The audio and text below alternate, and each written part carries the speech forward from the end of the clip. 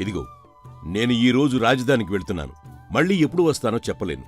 నేను చెప్పినట్టుగా తోటమాలి తోట పని, ఇల్లు తుడిచేవాళ్లు ఇంటి పని, వంట చేసేవాళ్లు, అంట్లు తోమేవాళ్లు, మీ అందరూ మీ పనులు చేసుకుంటూ నా ఇంటిని జాగ్రత్తగా కాపాడండి. అంతేకాని నేను లేను కదా అని ఇంటిని పాడు చేయకుండా కొంచెం శుభ్రంగా ఉంచండి, సరేనా?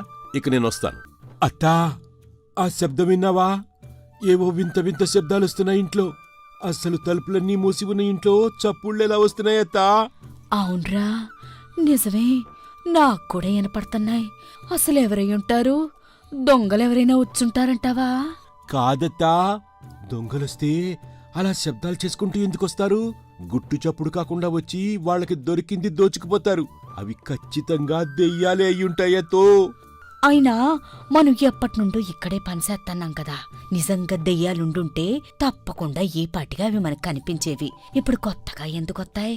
ఖచ్చితంగా ఇది దెయ్యాల పని కాదు, ఏ దొంగోడో అయ్యుంటాడు. ఎల్లి చూడరా.